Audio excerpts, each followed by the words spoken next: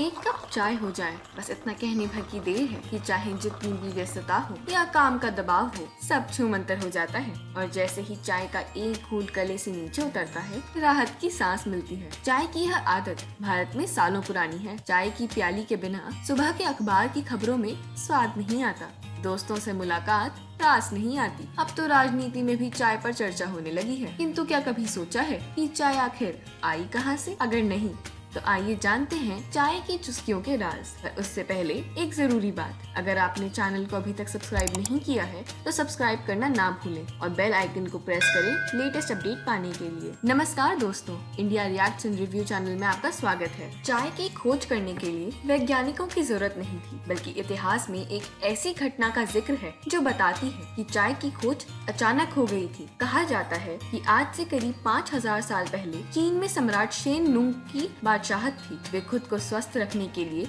रोजाना खाली पेट गर्म पानी पीते थे। वह पानी वे सुबह टहलने के बाद अपने गार्डन में बैठकर पीते थे। एक दिन वे रोजाना की तरह टहलकर वापस आए और कुर्सी पर बैठे। रसोइये ने उनके लिए गर्म पानी का ग्लास लाकर रखा कि तभी गर्म पानी में पास की झाड़ी से कुछ पत्तियां आकर गिर गईं, जिससे पानी का रंग बदल गया और उसमें खुशबू आने लगी। सम्राट वह पानी पीना चाहते थे, पर दरबारियों ने कहा कि यह जहरीली पत्तियां भी हो सकती हैं। लेकिन उन्होंने किसी की नहीं सुनी और वह पानी पी लिया। पानी पीकर उन्हें ताजगी महसूस हुई। सम्राट ने महल के सभी खानसामों को बुलाकर उन पत्तियों की तलाश करवाई। साथ ही आदेश दिया कि अब रोज उन्हें इन्हीं पत्तियों को उबालकर पानी दिया जाए। तब से न केवल सम्राट बल्कि अन्य दरबारी भी उस पेय को पीने लगे। धीरे धीरे यह चीन की आम जनता का पसंदीदा पेय बन गया। चीन अपने देश में आने वाले विदेशियों का स्वागत इसी पेय के साथ करता था। हालांकि वहाँ के निवासियों को सख्त हिदायत थी कि वे इस रेसिपी को किसी दूसरे के साथ शेयर नहीं करेंगे। यही कारण रहा कि सालों तक दुनिया के बाकी हिस्सों में चाय की खोज की भनक तक नहीं लगी। क्योंकि यह पूरी तरह से प्राकृतिक थी,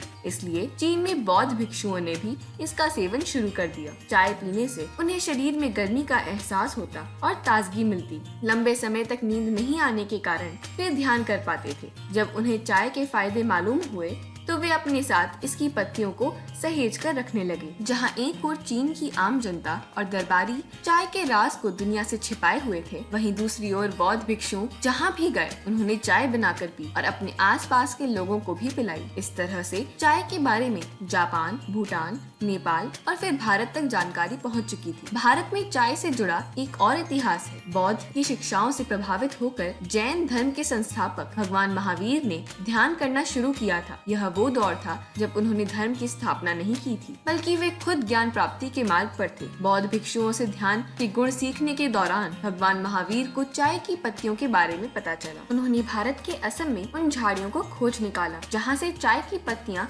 मिल सकती थी। यह एकांत वन था, इसलिए उन्हें ध्यान करने के लिए भी पर्याप्त जगह मिल गई। इस तरह भगवान महावीर ने जंगल में करीब 7 साल तक ध्यान किया। कहते हैं इस दौरान वह खुद को जीवित रखने के लिए चाय की पत्तियों को चबाया करते थे। इन पत्तियों के असर से उन्हें नींद नहीं आती थी और वे बिना भोजन के भी ध्यान करने में सक्षम रहे। कहते हैं बौद्ध भिक्षुओं द्वारा ही असम की आम जनता तक चाय के गुणों की बात पहुंची और उन्होंने भी इसे रोजमर्रा के जीवन में शामिल कर लिया। वैसे चाय का उपयोग औषधि के तौर पर भी किया जाता रहा। कहते हैं इसकी पत्तियों से घाव भर जाते थे और इसका काढ़ा बनाकर पीने से स्फूर्ति आती थी। इस तरह चीन से होते हुए चाय भारत पहुंची। चाय बेशक भारत आ चुकी थी, लेकिन इसका प्रचार प्रसार यहाँ आकर रुक गया। जबकि जापान से होते हुए चाय की महक इंग्लैंड तक जा पहुंची। इंग्लैंड चाय के लिए जापान पर निर्भर हो गया और जापान चीन से चाय की पत्तियों की तस्करी करके आपूर्ति करने लगा। इस पूरे क्रम में इंग्लैंड को चाय के लिए बड़ी कीमत चुकानी पड़ रही थी। भारत में ईस्ट इंडिया कंपनी की शुरुआत होने के साथ ही अंग्रेजों ने यहाँ के आम लोगों के खान पान पर अध्ययन करना शुरू कर दिया था। इसी बीच उन्हें पता चला कि असम के लोग एक काले रंग का पेय पीते हैं जो उन्हें ताजगी देता है। जब अंग्रेज अधिकारियों ने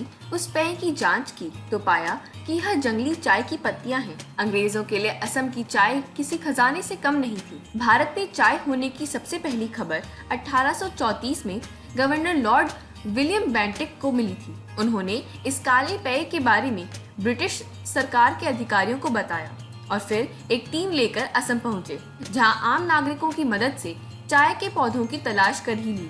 1 साल मेहनत करने के बाद उन्होंने 1835 में असम के अंदर चाय का पहला बाग लगाया। जब चीन तक यह बात पहुंची कि भारत में चाय का उत्पादन हो रहा है, तो उन्होंने अंग्रेजों से व्यापारिक समझौता किया। इस समझौते के तहत उन्होंने चीनी चाय के कुछ बीज भी भारत भिजवाए। अंग्रेजों ने चाय के बीजों को परीक्षण के लिए कलकत्ता के परीक्षण केंद्र भेजा। कुछ महीनों की मेहनत के बाद देखा गया कि चीनी चाय की पत्तियों के लिए भारत की भूमि अमृत की तरह है और उसका स्वाद पहले से ज्यादा बेहतर हो गया है। इस तरह अंग्रेजों ने चाय के बागानों को विस्तार दिया। असम से होते हुए दार्जिलिंग और फिर दक्षिण भारत में चाय की पैदावार शुरू हुई। असल मायनों में अंग्रेजों ने भारतीय चाय को अंतर्राष्ट्रीय बाजार तक पहुंचाया। धीरे धीरे पूरी दुनिया में भारत की चाय की तारीफ होने लगी। यह अंग्रेजों के लिए व्यापार का सबसे अच्छा सौदा साबित हुआ। अंग्रेजों के 1947 में भारत से जाने के बाद सरकार ने चाय के कारोबार को जारी रखा और 1953 में पहली बार टी बोर्ड का गठन किया गया। टी बोर्ड के जरिए भारतीय चाय को विदेशों तक पहुंचाना आसान हो गया। इसके साथ ही मजदूरों के लिए रोजगार के नए अवसर खुल गए। आज दुनिया में भारत सबसे बड़ा चाय निर्माता देश है, जिसकी 70% खपत अकेले भारत में ही होती है। अकेले भारत में ही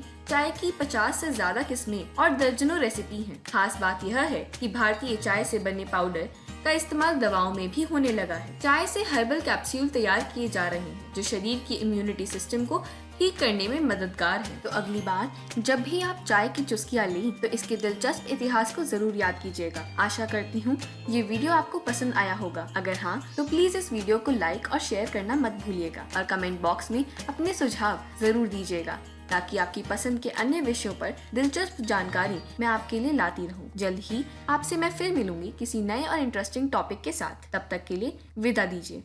धन्यवाद।